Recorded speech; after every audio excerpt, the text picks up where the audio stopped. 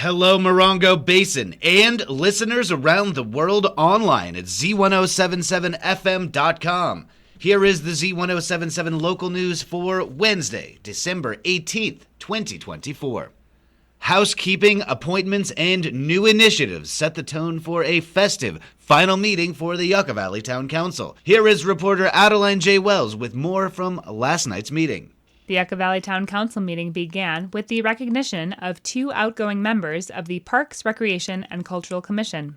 Councilmember Dennison honored Commissioner Andrea Staley, and Mayor Pro Tem Drodes honored Commissioner Jerry Melby, noting the work done by both during their time with the PRCC. The council members nominated Audrey Wilcox and Charlotte Burns to replace their outgoing nominees. Town Manager Curtis Yakimow presented the 2024 election results for certification. Measures Y and Z passed by 83% and 82% respectively, the highest rates of any tax measure statewide in their designated categories. The Town Council then nominated Mayor Pro Tem Drodes to serve as mayor for 2025, with Councilmember Abel serving as the next Mayor Pro Tem. Following a brief recess and reordering, the council held a public hearing on the Community Development Block Grant. The town of Yucca Valley works with the county to award this funding to project and program proposals, prioritizing those that benefit low to moderate income residents. Town staff recommended that the council allocate the entire $124,701 in grant funding to the Senior Center Improvement Project and direct the other three applicants to Measure Y partnership funding, applications of which will open early next year. The town council voted in favor of the funding proposal. The meeting concluded with the public comment period, during which several residents spoke in support of the thrift store at the senior center. The center is currently undergoing Phase 2 of its modernization project, which includes renovating the staff offices, the reception area, and restrooms to be ADA compliant. The thrift store remains an important resource for the community, as noted by one resident, Tish. We provide coffee for the seniors and condiments. We buy gift cards for the seniors from staters who need food. We provide microwaves for the homebound that have no source to heat the food that they get on the meals. We also help host the homeless, or if seniors come in and they don't have something on their back, we give them coats. I also have a petition signed by the seniors that would like to keep the thrift store open because it's very valuable to them. Reporting for Z107.7, this is Adeline J. Wells. Last night, the Morongo Unified School District Board of Trustees held their last regular meeting of 2024. Reporter Gabriel Hart was there and joins us with this recap.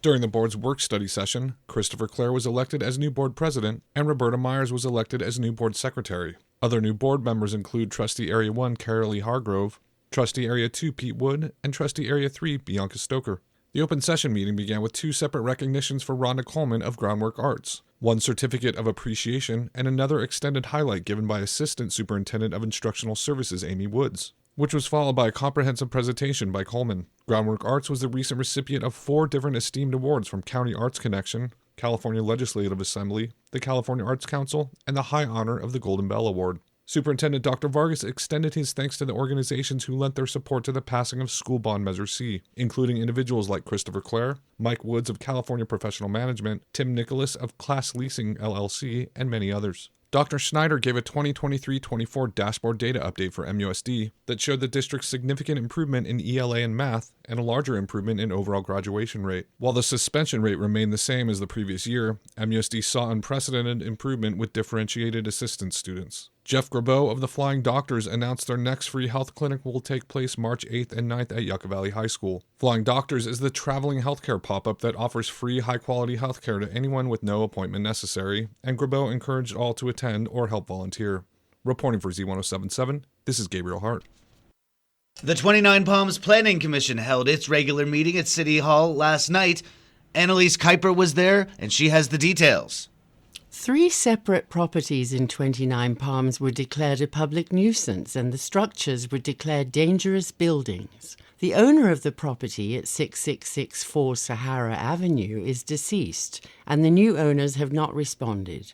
The city will demolish the structure, clean up, and place a lien on the property. For the other 2 properties, the owners shall provide the city with written consent to enter upon the property for the purpose of removing weeds, rubbish, and junk within 45 days. A small collection facility and recycling buyback centre has requested that the project be exempt from CEQA and the administrative use permit be approved. After informative public comments, the Planning Commission ruled that more research needed to be done to ensure land use stipulations are adhered to, and tabled their decision until the January 21, 2025 meeting. The Reset Hotel, located at 7000 Split Rock Avenue in 29 Palms, has asked for a 5-year deferment for the utilities undergrounding to the 3 power poles serving the property. The Commission required further information on plans for Phase 2 and reassurance that these plans are moving forward. Utilities undergrounding for this phase needs to take place near the start of construction. The deferment was supported by several members of the public, and the developer answered any further questions satisfactorily. The 5-year deferment was unanimously approved. Reporting for Z107.7 News, I'm Annalise Kuiper. The Morongo Valley Community Services District Board of Directors will hold their final regular meeting of 2024 tonight at 6 p.m. at Covington Park's Multipurpose Room.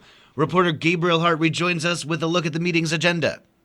Starting the meeting with reorganizing new board director Eva Rowles to the team, the board will nominate, discuss, and appoint a new president and vice president and new board offices. The board will discuss, review, and approve the 2023-24 Smith-Marion audit draft. For other action items, the fire department's water tender 461 requires 8 new tires to ensure the vehicle remains in optimal working condition, so the board will discuss the purchase. Medic engine 461 repair issues have also not been resolved despite the best efforts of Yeager Diesel, so the board will discuss its transfer to fire apparatus services. It is also recommended the board discuss, review, and adopt San Bernardino County Fire Ordinance FPD 2301. And finally, during the last regular meeting on November 20th, the board requested General Manager Brittany Chavez draft an invitation letter to the California State Representatives to report at NVCSD regular board meetings. And tonight, the board will review, discuss, and approve the draft letter presented. Reporting for Z107.7, this is Gabriel Hart. San Bernardino County has a new flag, and amateur vexillologist Robert Hayden has some opinions. Soon you may be doing county stuff under a new county flag, possibly leading to the question, San Bernardino County has a flag? That's right, the largest county in the United States has a flag like most counties, and like most county flags, it's been a little bit of an afterthought. Now San Bernardino County is taking its flag seriously. Blue and gold stripes are stacked around a silhouette of white mountains, and a scalloped arrowhead in the middle with the date of the county's founding, 1853. 5 stars spread across the top of the flag representing each of its districts, and along the bottom of the flag there's a reminder of what county you're standing in. San Bernardino County is written in bold gold letters. As a flag, it's doing a lot with 5 different elements vying for your attention. There's a school of thought around flag design that says it should be so simple and striking that a child should be able to draw it from memory. I'm not so sure that's the case with the new San Bernardino County flag design, but I'm also struggling to remember a time when I ever even noticed our current county flag flying anywhere. It's been in use since 1984 and it has some of the same design elements minus the mountains, but it's pretty forgettable. I have to admit I'm a bigger fan of the scrappy flag that was put in use in 1973. 2 blue triangles representing our surrounding mountains, the county's founding date, name, and arrowhead on a white background. Not bad. But if there's one thing about flags and sign design, it's that everyone has an opinion. And my opinion is this flag is pretty decent and kind of looks like a football jersey, but that's okay.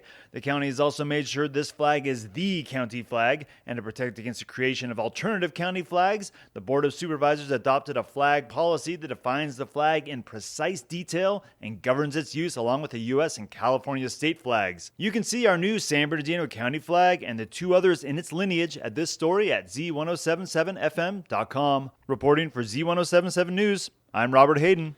And finally, the California Highway Patrol is holding another in-person toy collection event today in Yucca Valley at the Walgreens at 3 p.m. The Chips for Kids annual gift drive sees CHP officers and other agencies collecting and distributing toys to deserving kids throughout California. Here's CHP officer Michael Radford to explain. as this is a toy drive that we do every year. It actually started 36 years ago in just the LA area. A few officers decided that they wanted to help some kids in their area, collected some toys. It has now been adopted statewide. It happens throughout the entire state of California. In this area, we've been doing it for over 10 years. I don't know the exact number. We collect toys from whoever's willing to donate them, and we distribute them in a variety of ways. We also work with different organizations to distribute toys. Could be schools or the victims advocate group with the district attorney's office. Anyone that knows that there's a child in need is welcome to reach out to us so we can get these toys collected and distributed.